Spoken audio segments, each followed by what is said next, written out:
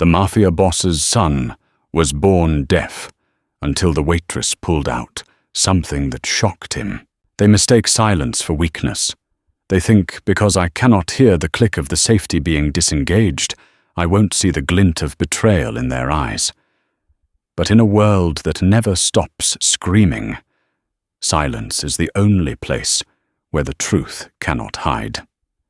Raymond Scott wasn't just the heir to the city's most ruthless empire. He was a ghost in a suit, a man who moved through a violent world without making a sound. He had accepted his fate, a life of reading lips and trusting no one. That was until a Tuesday night in a rundown diner when a waitress named Jenna didn't just pour him coffee. She placed an object on the table that didn't just break the silence, it shattered his entire reality. This is the story of how the quietest man in the underworld finally heard the one thing he was never meant to know. The boardroom table was made of mahogany, thick enough to stop a low-caliber bullet, polished to a mirror shine that reflected the distorted faces of the men sitting around it. Raymond Scott sat at the head, not because he was the loudest, but because he was the son of Arthur Bell. In this world, blood was the only currency that didn't depreciate, even if the blood was currently running cold. Raymond didn't need to hear the scratch of chairs against the floor or the nervous clearing of throats to know the mood in the room. He felt it. He felt the vibration of a fist slamming down on the far end of the table. Philip Morgan. Raymond's eyes, a piercing, unnerving shade of steel grey, locked onto Philip's lips. Unfit. He's a cripple in a race of wolves. We are losing territory to the triads because he can't pick up a phone. Raymond didn't blink. He sat with a stillness that was unnatural, his posture rigid, his hands folded calmly over his vest. To his right sat Jack Thompson, his interpreter, bodyguard, and the only man Raymond would trust with a loaded gun behind his back. Jack's hands moved subtly beneath the table edge, hidden from the others, tapping out a rapid, tactile code against Raymond's thigh, but Raymond didn't need it. He could read Philip's aggression in the way the man's jugular vein distended. Raymond raised a single finger. The room, previously erupting in a cacophony of shouting that Raymond perceived only as a chaotic visual frenzy, fell still. Jack Thompson stood up, his voice gravel and iron. Mr. Scott notes that while he cannot use a phone, he has never failed to interpret a threat. He also notes, Philip, that you are sweating. And the triad shipment you claim we lost? It's currently sitting in your private warehouse in the docks. Philip's face drained of colour, turning a sickly shade of ash. The silence that followed was absolute, even for the hearing men in the room. Raymond watched the panic set in. He enjoyed these moments. The silence was his domain. In the silence, people fidgeted. They revealed their tells. Philip looked to his left, at Leonard Brooks, seeking an ally. Leonard looked at the ceiling. Raymond tapped the table twice. Meeting adjourned.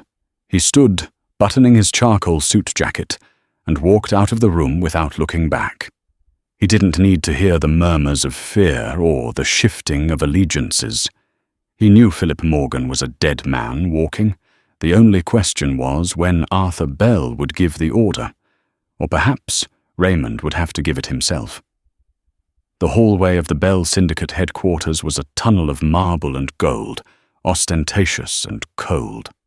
Jack fell into step beside him, signing rapidly in American Sign Language, his movements sharp and efficient. Morgan is desperate. Desperate men make messy mistakes. We need to increase security at the estate. Raymond signed back, his movements fluid, almost lazy. Let him be messy. It makes him easier to clean up. How is my father?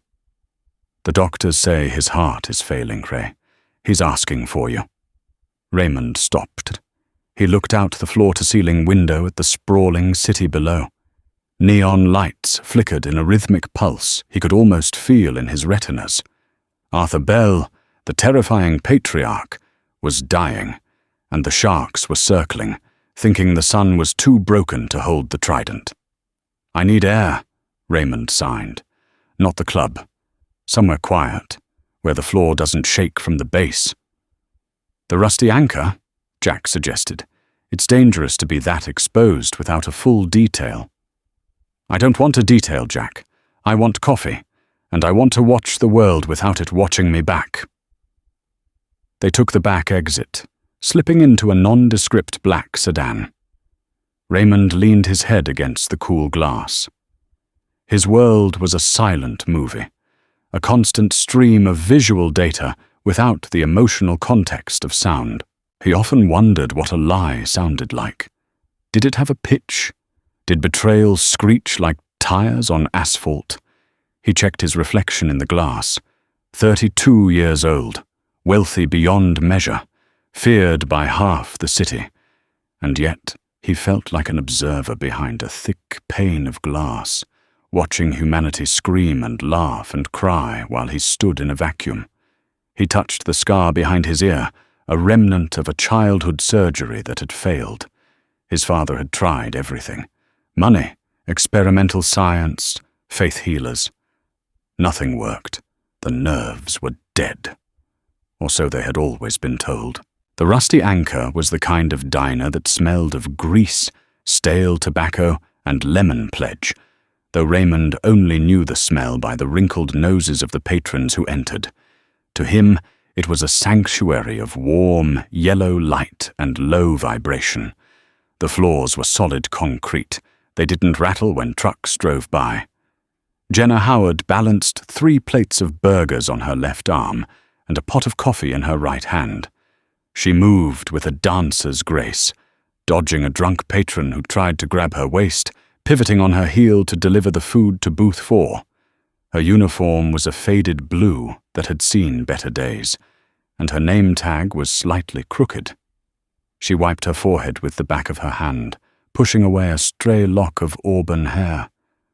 She was tired, bone tired, not just from the double shift, but from the weight of a life she wasn't supposed to be living. 2 years ago, Jenna hadn't been serving fries. She had been doctor. Jenna Howard, a top researcher in neuroacoustics at the Brooks Institute. But one whistle-blown ethics violation regarding human trials later. She was blacklisted, sued into oblivion, and hiding in the anonymity of the service industry. She walked back to the counter, her eyes scanning the room. That's when she saw him. He was sitting in the corner booth, the one usually reserved for the drug dealers or the cheating husbands. But this man was neither. His suit cost more than the building. His posture was impeccable, almost military, and he was watching the door with an intensity that made shivers run down her spine. It was Raymond Scott. Jenna froze, the coffee pot hovering over a mug. She knew that face. Everyone in the city knew the face of the silent prince, but she knew him differently. She had seen his brain scans. Years ago, before her fall from grace, Arthur Bell had anonymously funded a research project she was leading.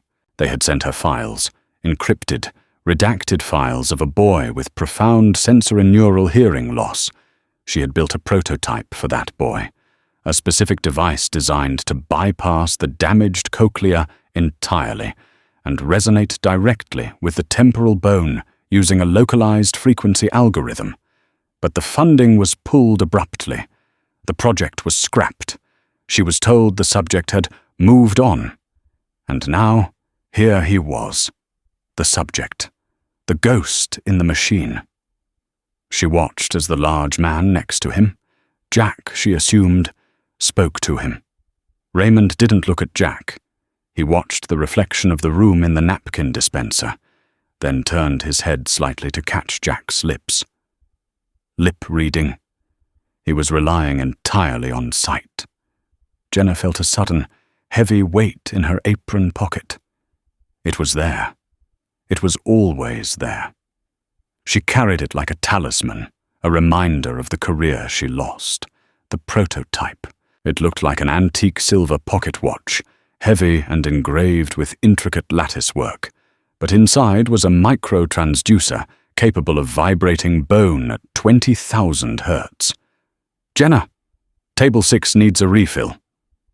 The cook, a greasy man named Al, shouted from the pass. Jenna snapped out of her trance. She grabbed the pot and moved. As she passed Raymond's table, she slowed down.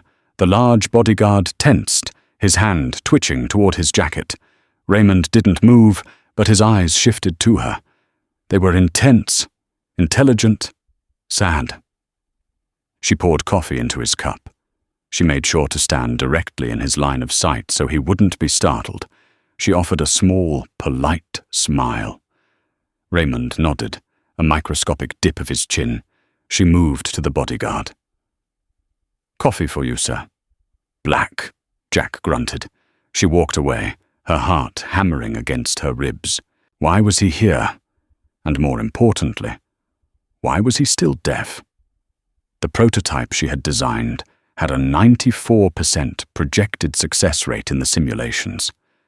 Why had Arthur Bell cut the funding if he loved his son so much? Unless he didn't want his son to hear. The thought hit her like a physical blow. She retreated to the kitchen, leaning against the cold stainless steel of the fridge. If Arthur Bell had suppressed the cure, then Raymond Scott wasn't just a victim of genetics. He was a victim of his father's control. A deaf heir is dependent. A deaf heir needs a translator. A deaf heir can be manipulated. She touched the device in her pocket. It was warm against her hip. This was dangerous. If she intervened, she was stepping into the middle of a Mafia family feud. She could disappear. Al would find her body in the dumpster next week. But she looked back through the serving window. Raymond was staring at his coffee, his isolation palpable in the crowded room. It was the same look she had seen in the mirror for the last 2 years, the look of someone screaming behind glass. She couldn't just serve him coffee. She had to know. The air in the diner changed at 10:15 p.m. It wasn't a sound. It was a shift in pressure. The front door swung open and 3 men walked in. They weren't dressed in Italian silk like Raymond. They wore leather jackets and denim, but the way they moved, predatory, sweeping the room, screamed violence. Jenna was behind the counter, wiping down the register. She saw Jack stiffen immediately. He tapped Raymond's arm hard once. Raymond looked up, his face masking over instantly into a stony void. The leader of the trio was a man Jenna recognized from the news, Victor Coleman's top enforcer, a brute named Needles. He had a toothpick constantly rolling between his teeth. The Coleman family were rivals to the Bells. This wasn't a coincidence. Needles walked straight to the booth. He didn't sit. He loomed. Jack stood up, placing himself between the table and the intruders. "You're a long way from the heights, Needles." "Just getting a late-night snack," Needles grinned, his teeth yellow. "And I heard the prince was holding court, wanted to pay my respects." Jenna moved slowly toward the end of the counter, her hand gripping the silver watch in her pocket. The other patrons were sensing the trouble. Bills were being thrown on tables. People were scrambling for the exit. Needles leaned over Jack's shoulder, looking directly at Raymond. He exaggerated his mouth movements, mocking him. "Hello, Raymond. Daddy dead yet?" Raymond watched the man's mouth. He understood every word. He didn't react. He simply took a sip of his coffee. This infuriated Needles. The lack of fear was an insult. He slammed his hand down on the table, rattling the silverware. "I'm talking to you, freak!" Jack moved to shove Needles back, and in a split second, guns were drawn. Jack had his service pistol out, aimed at Needles' chest. The 2 men behind Needles drew automatics. The diner erupted in screams. The remaining customers dove under tables. "Put it down, Jack," Needles snarled. "We just want to talk. We have a message for Arthur. His time is up. The city belongs to Coleman now." Raymond stood up. He was tall, taller than Needles. He adjusted his cuffs. He looked at Jack and signed one word. Wait. Raymond stepped around Jack, standing face to face with the man holding a gun. It was a suicide move. Needles laughed, a harsh, barking sound. Look at him. He thinks he's scary. He doesn't even know I clicked the hammer back. Jenna saw it. She saw the finger tightening on the trigger. Needles was twitchy, high on something. He was going to shoot Raymond just to prove a point. The tension was a pulled rubber band, milliseconds from snapping. Raymond couldn't hear the trigger mechanism strain. He couldn't hear the intake of breath that precedes violence. He was operating on visual lag. Jenna didn't think. She didn't calculate the risk. She vaulted over the counter. "Hey!" she shouted, though she knew Raymond couldn't hear it. But it distracted Needles. Needles swung his gun toward her. "Back off, sweeter." Jenna didn't stop. She reached the table and didn't throw a punch. She didn't pull a gun. She slammed the heavy, silver object onto the center of the wooden table. Clack. But it wasn't just a clack. As the metal hit the wood, she thumbed the activation wheel on the side. The device, the resonance key, was designed to turn any solid surface into a high-fidelity speaker. The wooden table acted as a massive soundboard. The device hummed with a ferocity that shook the ketchup bottles. It emitted a pure, modulated frequency of 432 Hz, layered with a sub-harmonic carrier wave, designed specifically for the unique density of Raymond Scott's mastoid bone structure, data she had memorized 2 years ago. Raymond flinched. It wasn't a visual flinch. His hands flew to his head, his eyes widening in absolute, raw shock. He gasped, a sound torn from his throat. The vibration traveled up his arms, which were resting on the table, bypassed his ruined ears, and traveled through his skeletal structure directly to the auditory nerve. For the first time in 32 years, Raymond Scott didn't just feel vibration. He heard a tone, a sound, a clear, piercing, beautiful hum that existed inside his own skull. The room froze. Needles looked confused. What the hell is that noise? But Raymond wasn't looking at Needles. He was looking at Jenna. His steel-grey eyes were blown wide, filled with a mixture of terror and wonder. He looked at the device spinning on the table, then back to her. "Can you—" Jenna's voice trembled. She spoke clearly, directing her voice toward the table, which was amplifying everything into the bone conduction field. "Can you hear me?" Raymond stumbled back, knocking his chair over. The gunmen were forgotten. The turf war was forgotten. He clutched the edge of the table, his knuckles white, leaning into the source of the sensation. Raymond's voice was rusty, unused, deep and unmodulated, but distinct. Here.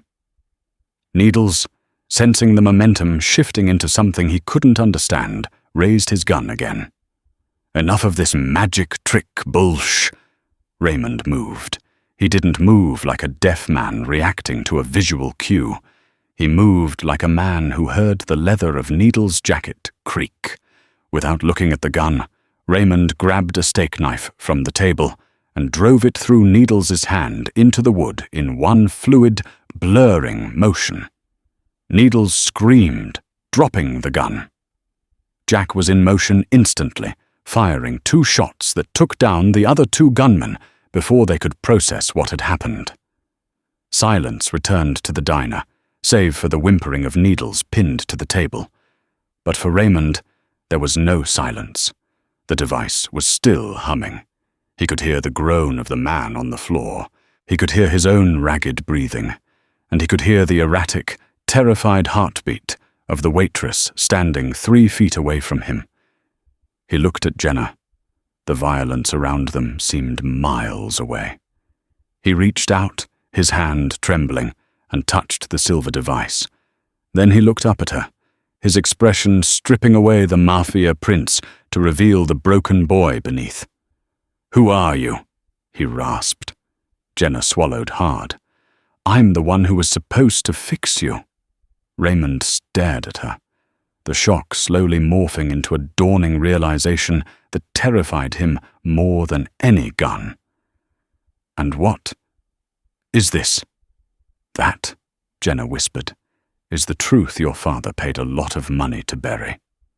Raymond looked at Jack, who was securing the perimeter, then back at Jenna. He grabbed the device, sliding it into his pocket, and then he grabbed her hand. His grip was iron. "You're coming with me." "I can't," Jenna panicked. "You just saved my life," Raymond said, his speech improving as his brain rapidly adjusted to the auditory feedback loop. "And you just started a war. If you stay here, you're dead.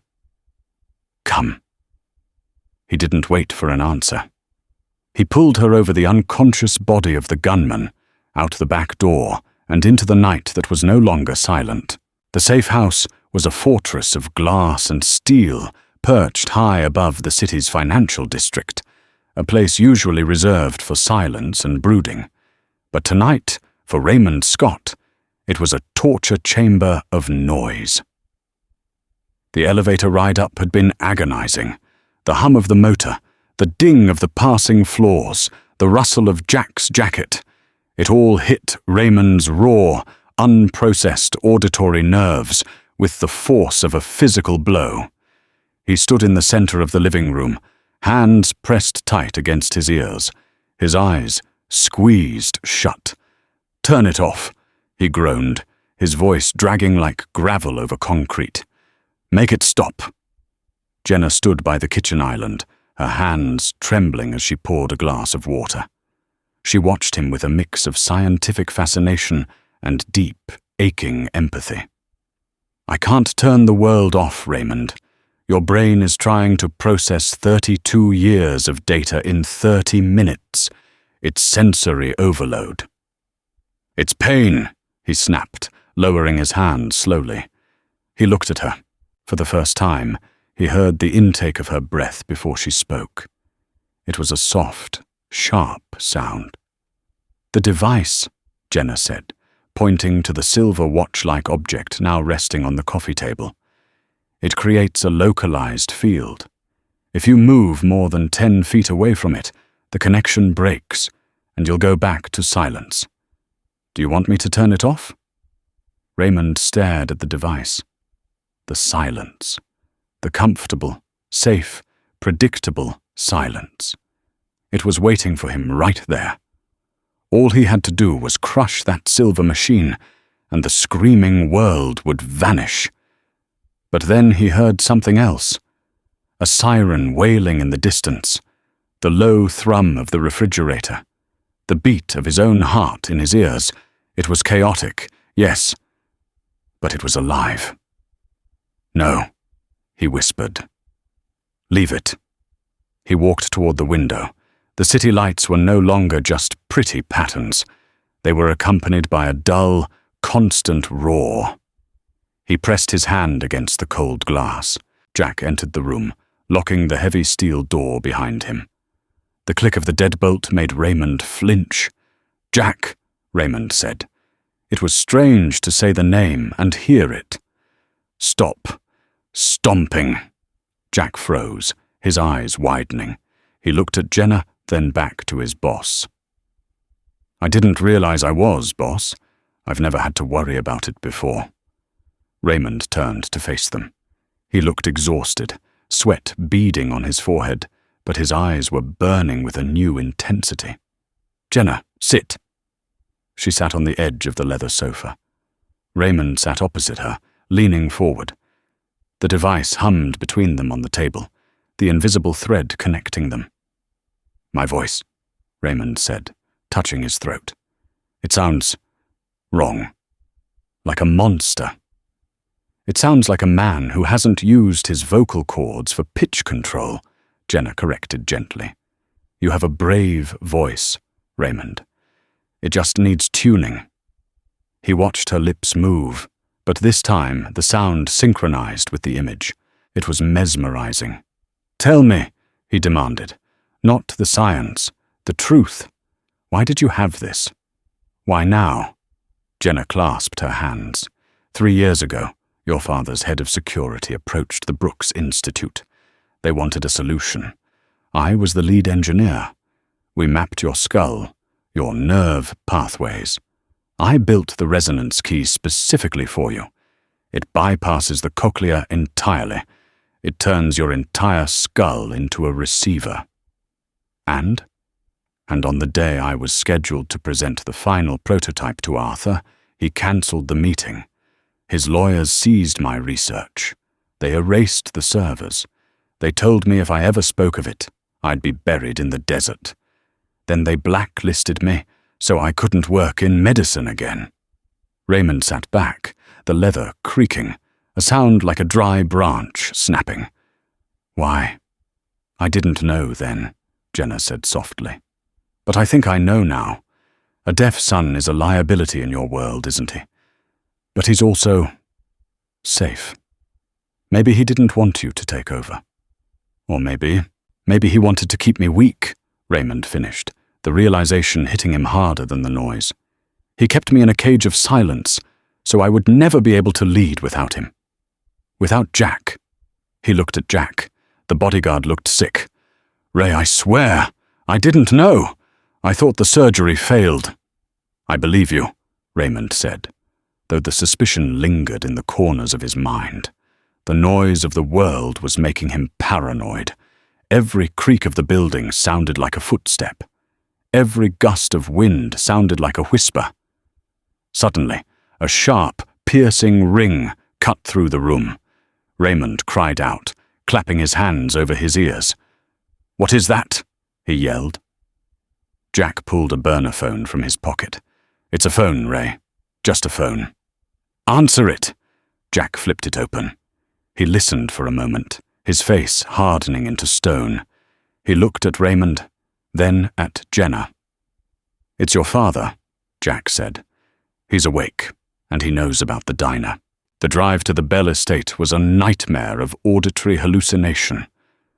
Raymond sat in the back of the armored SUV, the resonance key clutched in his hand like a grenade. Every time the tires hit a pothole, the sound reverberated through his bones. Jenna sat next to him, her presence a grounding force in the storm. "Focus on my voice," she whispered. "Filter out the rest. It's called the cocktail party effect. Your brain will learn to prioritize." "It's too much," Raymond murmured. "The engine, the wind. Is the world always this loud?" "Yes. You just learn to ignore it." They pulled up to the iron gates of the estate. The guards waved them through, but Raymond noticed something he would have missed before. The crunch of gravel as the guards shifted their stance, the metallic slide of a rifle strap. Sounds of tension. They weren't being welcomed home. They were entering a lion's den. Arthur Bell was in the library, a room that smelled of old paper and brandy. He was sitting in a high-backed chair, an oxygen tube running under his nose, a blanket draped over his frail legs. But his eyes were sharp. Standing behind him was Philip Morgan. When Raymond walked in, flanked by Jack and Jenna, Philip smirked. The prodigal son returns, and he brought the waitress who killed 2 of Coleman's men. Raymond didn't look at Philip. He looked at his father. For the first time, he heard the wheezing rattle of Arthur's breath. It was a pathetic, wet sound. "Father," Raymond said. Arthur's eyes widened. He hadn't heard Raymond speak with that kind of intonation since he was a toddler. "Raymond?" "I can hear you," Raymond said, his voice gaining strength, filling the room. "I can hear the clock ticking on the wall. I can hear the fire crackling, and I can hear your heart beating. Is it beating fast because you're dying, or because you're afraid?" Arthur's hand trembled on the armrest. "What have you done?" "I fixed what you broke," Raymond stepped forward, placing the silver device on the desk. It hummed against the wood, amplifying the scratching sound of Philip shifting his weight. "Why, Father?" "Jenna told me everything. You paid to keep me deaf." Arthur looked at the device, then at Jenna with pure venom. "You stupid girl. You have no idea what you've unleashed." "Why?" Raymond roared. The sound of his own anger was satisfying. "Because you are too soft," Arthur yelled back, his voice cracking. "You were born with a poet's heart in a killer's world. The deafness, it made you observant. It made you cautious. It kept you alive. If you could hear, you would have been corrupted by the lies of these men long ago. I kept you silent, to keep you pure." "You kept me silent to control me," Raymond spat. "You made me a cripple so I would always need you. I made you a survivor." Arthur coughed violently. Philip stepped forward, checking his watch. "This is touching, truly. But we have a situation. The Colemans are retaliation happy. They think Raymond ordered the hit at the diner. They've declared war." Raymond turned his head. He heard it. A faint click. A distinct mechanical click coming from Philip's pocket. "You're wearing a wire," Raymond said. The room went dead still. Philip froze. "Excuse me?" "I hear it," Raymond said, tilting his head. "Electronic feedback. High pitch. About 15,000 hertz. Most men your age can't hear it. But this device, it picks up everything." Raymond lunged. He didn't signal Jack. He didn't wait. He moved with the explosive speed of a man who had spent his life watching for physical cues. He slammed Philip into the bookshelf. Books tumbled down with a thunderous crash. Raymond reached into Philip's pocket and ripped out a small black recorder. He threw it on the floor and crushed it with his heel. "Crunch! Who's listening, Philip?" Raymond snarled, pressing his forearm against Philip's throat. Philip choked, his face turning purple. It's not Coleman." "Who?" "It's the feds," Philip gasped. "I made a deal. I give them you. They give me the Empire."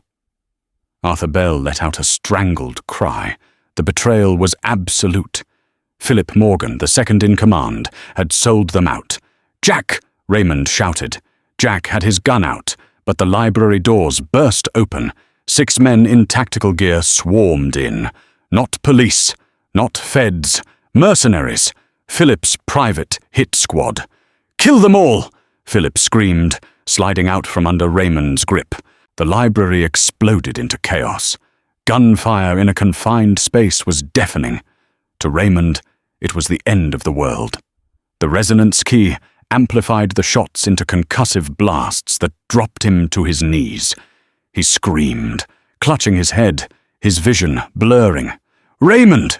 Jenna dove for him, tackling him behind the heavy oak desk, just as bullets shredded the wood where his head had been. I can't think!" Raymond yelled, the ringing in his ears agonizing. "Focus on me!" Jenna grabbed his face, forcing him to look at her. "Turn the gain down, the wheel on the side, scroll it down."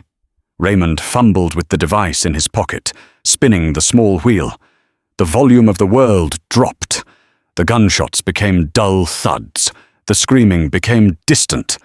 He could function. He looked over the desk. Jack was behind a leather armchair, firing with precision, taking down one mercenary. But there were too many. Arthur was slumped in his chair, blood staining his chest. A stray bullet. The patriarch was gone. "We have to go," Jack yelled, reloading. "The secret passage behind the bookcase." Raymond grabbed Jenna's hand. He looked at his father's body for 1 second, a second of silence in the chaos, and then he ran. They scrambled through the hidden panel as wood splinters rained down on them. The passage was dark, narrow, and smelled of dust. They ran down the stone steps, the sounds of pursuit echoing behind them like the footsteps of ghosts. "They're close," Raymond whispered. "I can hear them breathing." "Keep moving," Jack urged. They burst out into the underground garage. Jack's car, a modified sedan, was waiting. "Get in!" As they peeled out of the garage, tires screeching, a black van blocked the exit. "Hold on!" Jack shouted. He didn't brake. He gunned the engine. Raymond heard the engine rev. A beastly, powerful roar. He saw the collision coming. Crash! Metal screamed against metal. The sedan ploughed through the van's rear axle, spinning it out of the way. They shot out onto the main road, the city lights blurring past. Raymond sat in the back, panting. He checked Jenna. She was shaking, a cut on her cheek, but alive. "My father is dead," Raymond said. The words hung in the air, heavy and final. "I'm sorry, Ray," Jack said from the front, his eyes on the rear-view mirror. "Philip, he planned this perfectly. He used the diner incident to trigger the coup." "He thinks I'm weak," Raymond murmured. He touched the device in his pocket. He turned the gain back up, just a little. He wanted to hear the city. He wanted to hear the enemy. "Where are we going?" Jenna asked, her voice small. "We can't go back to the penthouse," Jack said. "They'll know about it. We have to go to the safe house in the marshlands. It's off the grid." "No," Raymond said. Jack looked back. "Boss?" "Philip expects me to run. He expects the deaf boy to hide in a hole." Raymond looked out the window. He listened to the sirens wailing in the distance, the sirens that were likely coming for him, framed for his father's murder. "What are we doing then?" Jack asked. Raymond looked at Jenna. She had given him the most dangerous weapon in the world, the ability to hear the truth. "Pull over," Raymond said. "Ray, it's not safe." "Pull over, Jack!" Raymond's voice cracked like a whip. Jack swerved to the curb. Raymond turned to Jenna. Can it do anything else? Besides, let me hear?"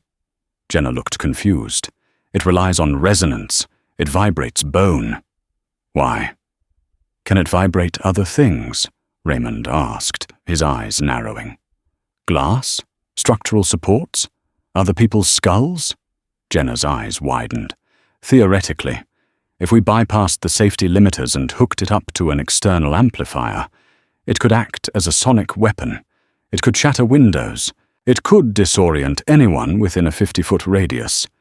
But it would burn out the core in minutes." Raymond smiled. It wasn't a nice smile. It was the smile of Arthur Bell's son. "I don't need minutes," Raymond said. "I just need enough time to walk through the front door of the Coleman estate." "You want to go to the Colemans?" Jack asked, incredulous. "They want you dead." "Philip framed me for the diner attack," Raymond said. "Victor Coleman thinks I'm his enemy. But Philip is the one who betrayed the code. If I bring Philip's head to Victor, I don't just survive.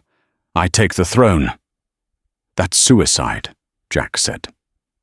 "It was suicide when I couldn't hear the bullet coming," Raymond said, running his thumb over the silver ridges of the resonance key. "But now I can hear them whisper. Drive to the docks, Jack. We have some modifications to make." Raymond looked at Jenna. "You wanted to fix me, Doctor. Now help me break them." Jenna looked at the man she had saved. He wasn't the boy in the file anymore. He was something new, something dangerous. And God help her. She nodded. The abandoned shipyard on the city's industrial fringe was a graveyard of rusted iron and rotting wood, a place where the city's waste went to die. To the outside world, it was a tomb of silence. But to Raymond Scott, it was a chaotic, overwhelming symphony. For 32 years, this place would have been a visual landscape of grey shadows and jagged shapes. Now it was alive. The rhythmic lapping of oily water against the hollow metal pylons sounded like a heartbeat. The distant groan of a settling crane, metal shearing against metal, sounded like a dying beast. Even the hum of the halogen work light Jack had rigged up grated against his nerves, a high-pitched mosquito whine that most people filtered out. But Raymond devoured. He was greedy for every vibration, every frequency, terrifyingly aware that his time in this world of sound was ticking away. He sat on a splintered wooden crate, watching Jenna work. She had cleared a space on a grease-stained workbench, her tools spread out like a surgeon's instruments. The resonance key, The silver miracle that had given him his father's voice, the crack of gunfire, and the sound of his own breath lay dismantled. Its delicate copper entrails were exposed, gleaming under the harsh light. "It's risky, Ray," Jenna said, her voice tight with a mixture of concentration and dread. She didn't look up, her hands steady despite the tremor in her voice. Raymond heard the metallic clink of her tweezers hitting the table, a sound so sharp it made him blink. "The transducer inside the key is designed for bone conduction. It's meant to move millimeters of dense matter. We're asking it to move air. We're asking it to create a directional shock wave." "Will it work?" Raymond asked. His own voice still sounded foreign to him, deep, resonant, and dangerous. He could feel the vibration of the words in his chest, a sensation he was only just learning to connect with the sound in his ears. Jenna paused, wiping a smudge of grease from her cheek with the back of her hand. She looked at him, her eyes dark with fatigue. "Technically, yes. If I bypass the safety regulators and feed the signal loop through this amplifier Jack pulled from the car, I can create a directional blast. We're talking about 160 decibels at a specific, unstable frequency, around 18,000 hertz. It's the mosquito frequency on steroids. It won't kill anyone, but it will cause severe vertigo, nausea, and complete spatial disorientation. It might even shatter glass if we hit the resonant pitch of the structure." "Good," Raymond said. He stood up, pacing the small enclosed workshop. The way his leather shoes hit the concrete was a rhythm he was beginning to master. Click-clack, click-clack. He stopped and turned to her. "So, we do it. We do?" "But Raymond, you don't understand," Jenna said, her voice cracking. She stopped working and gripped the edge of the bench. "The energy required to sustain that frequency. The coils inside the key are microscopic. They can't handle that kind of voltage for more than a few minutes, maybe less." She looked at him, her eyes pleading. "Once we fire this weapon, the device will melt. The core will fuse. It will be destroyed beyond repair." The silence that followed was heavy, filled only by the distant wail of a police siren miles away, a sound Raymond now knew meant danger. "You mean," Raymond started, stepping closer. "I mean you'll go back to being deaf," Jenna whispered. "Permanently. I can't build another one. The components, the specific calibration to your skull. It took me 3 years and a multi-million-dollar lab to make this prototype. Here? In a garage?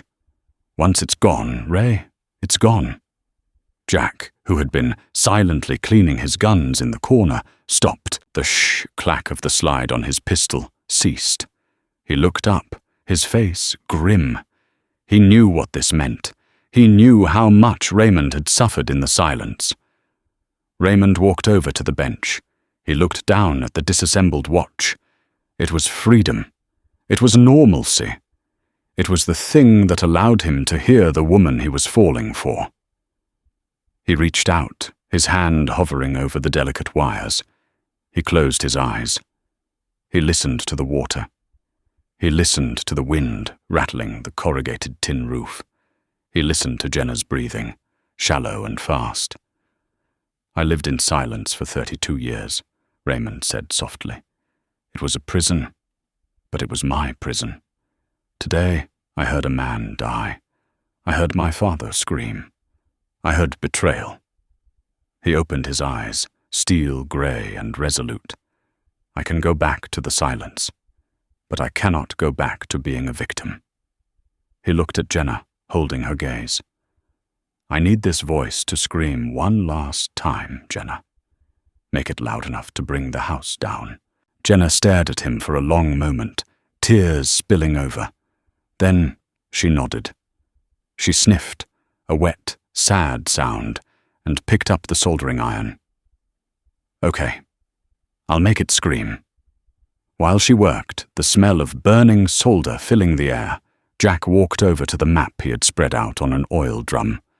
"Boss, we have the intel," Jack said, his voice low. "My contacts say Victor Coleman is at his estate in the Heights. He's locked down tight, heavy security, perimeter patrols, dogs, but Philip Morgan isn't there." "Where is he?" Raymond asked, watching the sparks fly from Jenna's hands. "He's at the bell tower," Jack spat. "He's sitting in your father's chair. He's claiming the throne. He's telling the captains you killed Arthur in a fit of rage because he cut you out of the will. He's painting you as a patricidal maniac." "He's consolidating power," Raymond noted, his mind working faster than it ever had. The auditory input seemed to sharpen his tactical instincts. "He thinks I'm running. He thinks the deaf boy is halfway to the border, looking for a hole to hide in." "If we go to Coleman," Jack warned, pointing at the map, "we're walking into a firing squad. Victor hates you. He thinks you ordered the hit at the diner. He won't ask questions. He'll just open fire." "Victor hates weakness," Raymond corrected, walking over to the map. "And he hates betrayal more than he hates me. If I show him that Philip is the one who broke the truce, Victor will pause. And in that pause, we strike." "And if he doesn't pause?"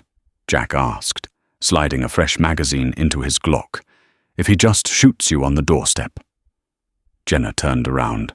She held up the device.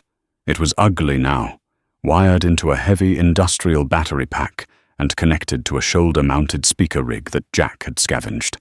It looked like a bomb. "Then we break his eardrums," Raymond said, taking the rig from her. He strapped it to his chest, the weight of it settling over his heart. He concealed it under his long trench coat, feeding the activation trigger down his sleeve into his right hand. He turned the dial on the amplifier. A low, barely audible thrum vibrated through his ribcage. It was live. "One shot," Raymond said to Jack and Jenna. "We have one shot to end a war and take back a kingdom." He looked at Jenna one last time, memorizing the sound of her voice. "Tell me you're ready." "I'm ready," she whispered. "I heard you," Raymond smiled. "Let's go." The Coleman estate was a modern monstrosity of floor-to-ceiling glass and white stone, sitting atop a hill like a jagged tooth. It was beautiful, expensive, and fragile. Raymond, Jack, and Jenna pulled up to the main gate in the battered sedan. The guards were on them instantly, floodlights blinding them, assault rifles trained on the windshield. "Get out! Hands where we can see them!" Jack killed the engine. "This is it." They stepped out. Raymond wore the speaker rig strapped to his chest, concealed under a long trench coat. He held the activation trigger in his right hand. The head guard, a scarred man named Miller, sneered as he approached. "Well, well, the deaf prince and his babysitter. You got a death wish, coming here?" Miller mocked Raymond, making exaggerated hand gestures. "We kill you now." Raymond didn't look at the hands. He looked Miller in the eye. "Open the gate, Miller. I have a gift for Victor." Miller froze. He blinked. You can talk?" "I can do more than talk," Raymond said. "Open the gate, or I open it for you." Miller laughed, a nervous sound. "You're surrounded, freak. Get on your knees." Raymond looked at Jenna. She nodded. She had tuned the frequency. Raymond turned the dial on his chest. He pressed the trigger. Screak! It wasn't a sound. It was a physical assault. An invisible spear of high-frequency agony erupted from the speaker under Raymond's coat. The floodlights exploded. Pop, pop, pop, pop! The glass of the guard booth shattered inward, spraying the guards with shards. Miller dropped his rifle, clutching his ears, screaming in a voice that he couldn't even hear over the ringing in his skull. The other guards fell to their knees, vomiting, completely incapacitated by the sudden disruption to their inner ears. Raymond released the trigger. The silence that followed was ringing and absolute. "Jack," Raymond said calmly. "Drive." They drove past the writhing guards, up the winding driveway, right to the front door. The massive glass facade of the house loomed over them. Inside, they could see movement, panic. Raymond walked to the front door. He didn't knock. He kicked it open. Victor Coleman stood in the grand foyer, surrounded by 10 armed men. He was wearing a silk robe, a cigar dropping from his mouth. He looked at the guards outside, then at Raymond. "What the hell is going on?" Victor roared. "I'm here to negotiate," Raymond said, his voice booming in the acoustic space of the foyer. Victor stared at him. You speak?" "I hear everything now, Victor," Raymond said, walking forward. The gunmen raised their weapons, but they were shaking. The display at the gate had terrified them. "I hear the lies Philip Morgan told you. He told you I ordered the hit at the diner. He told you I killed my father." "You did," Victor spat. "It's all over the news. Philip is wearing a wire for the feds," Raymond lied. "It was a calculated gamble. He sold us both out. He takes the Bell territory. The feds take you. Why do you think he attacked me at the diner? To start a war that would distract us while he handed over the keys to the kingdom." Victor hesitated. The logic was sound. Philip Morgan had always been ambitious. "Proof?" Victor demanded. "Call him," Raymond said. "Tell him you have me. Tell him I'm dead. Tell him to come see the body. Watch how he enters. If he comes as a friend, kill me. If he comes to make sure the loose end is tied, you'll know." Victor narrowed his eyes. He looked at the strange device strapped to Raymond's chest. He looked at the confidence in the silent prince's stance. "Make the call," Victor ordered his lieutenant. An hour later, the trap was set. The foyer was dim. Raymond lay on the floor in the center of the room, playing dead. Jenna and Jack were hidden in the shadows of the mezzanine. Victor Coleman sat in his armchair, a gun resting on his knee, waiting. The sound of a helicopter approaching broke the stillness. Philip Morgan wasn't taking chances. He was arriving in style. The doors opened. Philip walked in, flanked by his mercenaries. He looked around, his eyes adjusting to the gloom. He saw Raymond's body on the floor. A smile spread across Philip's face, a smile of pure, unadulterated triumph. "You did it, Victor," Philip said, walking toward the body. "I knew I could count on you to take out the trash." "He came to me," Victor said, not standing up. He was rambling. "Said he could hear."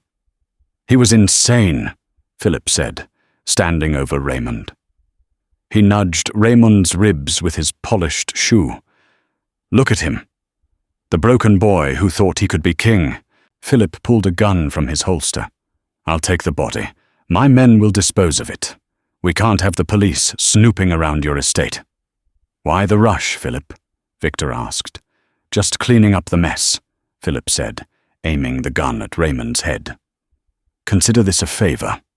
Raymond heard the safety click off. Clack! It was the loudest sound in the world. Raymond's eyes snapped open.